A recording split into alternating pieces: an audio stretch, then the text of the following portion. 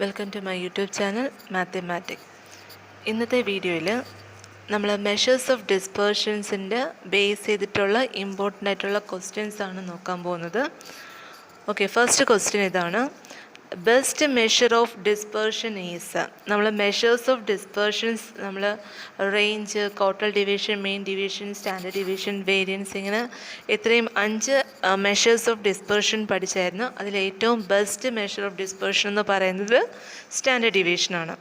ഇനി second question: the inter quartile range is dash of quartile deviation.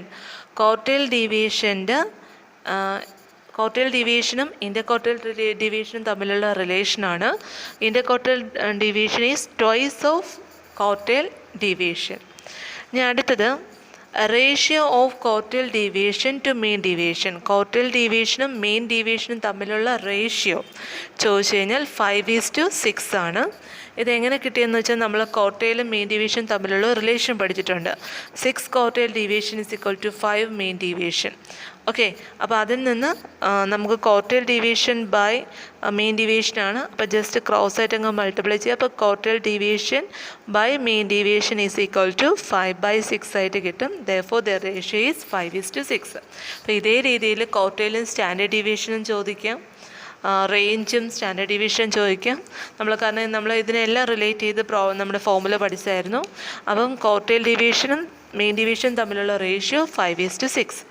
ഇനി fourth question: the graphical method of measuring the dispersion is through Lorenz curve. അതായത് measures of dispersion graphical method ഉപയോഗിച്ചിട്ട് നമ്മൾ ഏത് വഴിയാണ് കണ്ടുപിടിക്കുന്നത്? Lorenz curve ഉപയോഗിച്ചിട്ടാണ് measuring dispersion. Graphical method of measuring dispersion is through Lorenz curve.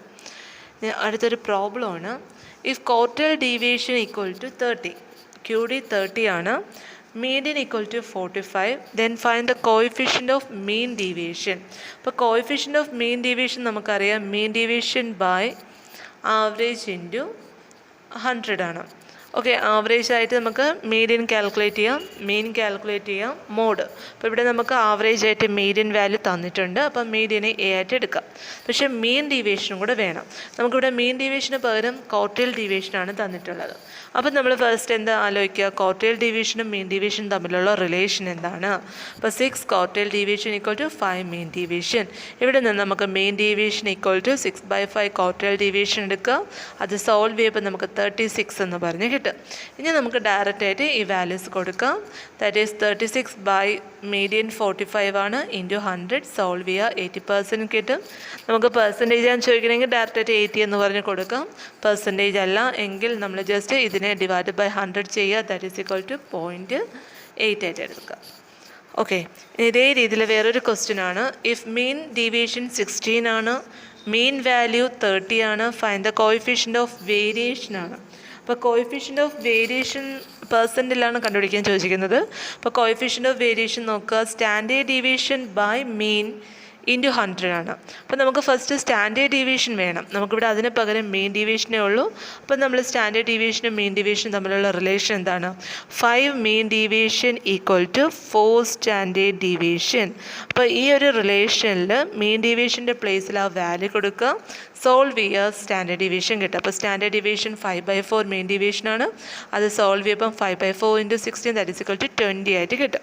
അപ്പോൾ standard deviation നമുക്ക് 20 എന്ന് പറഞ്ഞ് കിട്ടും. ഇനി അടുത്ത coefficient of variation means standard deviation by mean into 100 ആണ്. അപ്പോൾ സ്റ്റാൻഡേർഡ് ഡീവിയേഷൻ്റെ പ്ലേസിൽ നമ്മൾ 20 കൊടുത്ത് മീൻ ഓൾറെഡി 30 ഉണ്ട്. ദാറ്റ് ഈസ് സോൾവ് ചെയ്യുക. ദാറ്റ് നമുക്ക് 66.66% എന്ന് പറഞ്ഞ് കിട്ടും. ഓക്കെ, 7th പ്രോബ്ലം പറയുന്നതിന് മുമ്പ് ഒരു നോട്ട് ഒന്ന് ആലോചിക്കുക, റിസൾട്ട് ഒന്ന് ആലോചിച്ച് വയ്ക്കുക. നമ്മൾ കോഎഫിഷ്യൻ്റ് ഓഫ് വേരിയേഷൻ എന്താണെന്ന് പഠിച്ചായിരുന്നു. അപ്പോൾ ആ കോഎഫിഷ്യൻ്റ് ഓഫ് വേരിയേഷന് നമുക്ക് ഒരു സെറ്റ് ഓഫ് ഒരു സീരീസ് ഒരു set of full values having a lesser coefficient of variation as compared to other is more consistent. അതായത് നമുക്ക് 2 സെറ്റ് ഓഫ് വാല്യൂസ് തന്നിരിക്കും, 2 സെറ്റ് ഓഫ് ഓൾ ഒബ്സർവേഷൻസ് തന്നിട്ട് ആ 2 സെറ്റ്, ഇപ്പോൾ എയും ബിയും 2 സെറ്റായിട്ട് എടുക്കുകയാണെങ്കിൽ അതിൽ ഏതാണ് കൂടുതൽ കൺസിസ്റ്റൻ്റ് അല്ലെങ്കിൽ കൂടുതൽ സ്റ്റേബിൾ എന്ന് പറഞ്ഞ് ചോദിക്കും. സ്റ്റേബിൾ അല്ലെങ്കിൽ കൺസിസ്റ്റൻ്റ് എന്ന് പറഞ്ഞ് ചോദിച്ചു കഴിഞ്ഞാൽ നമ്മൾ രണ്ടിൻ്റെയും കോയിഫിഷ്യൻ്റ് ഓഫ് വേരിയേഷൻ കാൽക്കുലേറ്റ് ചെയ്തിട്ട് ഏതാണോ ലെസ്സറായിട്ട് കിട്ടുന്നത്, ഏത് കോയിഫിഷ്യൻ്റ് ഓഫ് വേരിയേഷൻ ആണോ ലെസ്സായിട്ട് വരുന്നത്, ആ കോയിഫിഷ്യൻ്റ് ഓഫ് വേരിയേഷൻ ആയിരിക്കും മോർ കൺസിസ്റ്റൻറ്റ്, അല്ലെങ്കിൽ ആ സെറ്റ് ഓഫ് ഓൾ ഒബ്സർവേഷൻ ആയിരിക്കും മോർ സ്റ്റേബിളായിട്ട് വരുന്നത്. ഓക്കെ, അതൊരു റിസൾട്ടായിട്ട് പഠിക്കുക. അപ്പോൾ അതിനെ റിലേറ്റ് ചെയ്തിട്ടുള്ളൊരു പ്രോബ്ലമാണ് 7th ക്വസ്റ്റ്യനിൽ. If team A has mean square 7, team എക്ക് മീൻ വാല്യൂ 7 ആണെന്നും വേരിയൻസ് എന്ന് പറയുന്നത് 25 ആണെന്നും തന്നിട്ടുണ്ട്.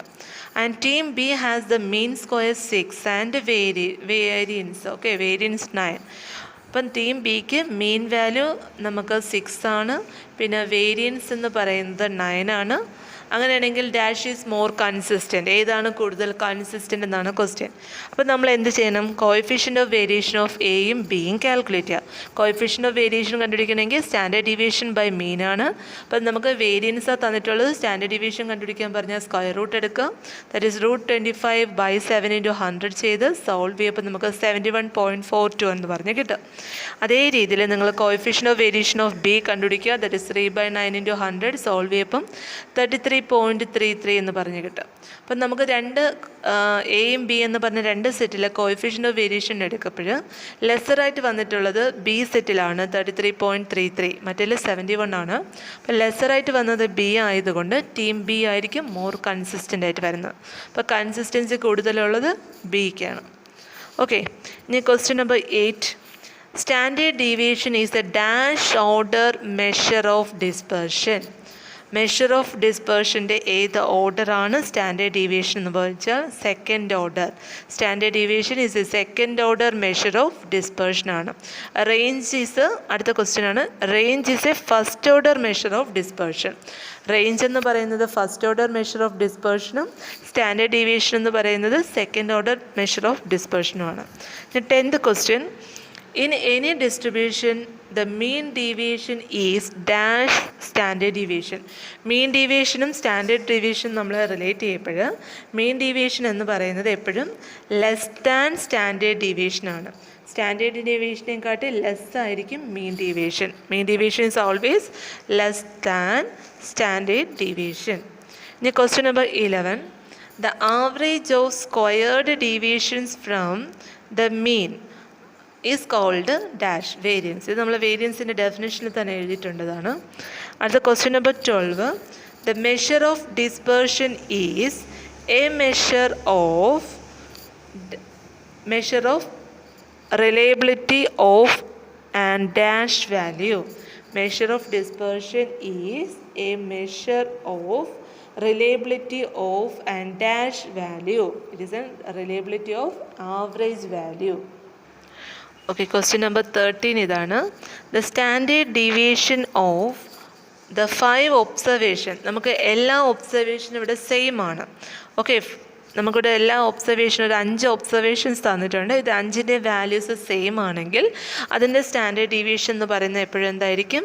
0 ആയിരിക്കും. Okay, standard deviation of the 5 observation 5 etc. 5 is 0. Okay, question number 14. Which measure of dispersion can be calculated in case of open end intervals? Open end ഇൻ്റർവെൽസിൽ നമ്മൾ ഏത് type of measures of dispersion ആണ് കണ്ടുപിടിക്കുന്നത്? It is quartile deviation. ഏതാണ് കണ്ടുപിടിക്കുന്നത്? Quartile deviation. അടുത്ത 15th question. Which of the following measures of dispersion can attain a negative value? അതിൽ തന്നിരിക്കുന്ന ഏത് മെഷർ ഓഫ് ഡിസ്പെർഷനാണ് നമുക്ക് നെഗറ്റീവ് വാല്യൂ കിട്ടുന്നത്? Range, mean deviation, standard deviation, variance. ഇതിൽ 4 നമുക്ക് റേഞ്ച് വാല്യൂവിനാണ് എന്ത് കിട്ടുന്നത്? നെഗറ്റീവ് വാല്യൂ മെഷർ ഓഫ് ഡിസ്പെർഷൻ്റെ ആൻസറായിട്ട് കിട്ടാൻ ചാൻസ് ഉള്ളത് കിട്ടുന്നത്. ഓക്കെ, അപ്പോൾ ഓക്കെ, എൻ്റെ വീഡിയോ ഇഷ്ടപ്പെട്ടിട്ടുള്ളവർ ലൈക്ക് ചെയ്യുക, ഷെയർ ചെയ്യാത്തവർ ഷെയർ ചെയ്യുക, സബ്സ്ക്രൈബ് ചെയ്യാത്തവർ സബ്സ്ക്രൈബ് ചെയ്യുക. അപ്പോൾ ഓക്കെ, താങ്ക് യു.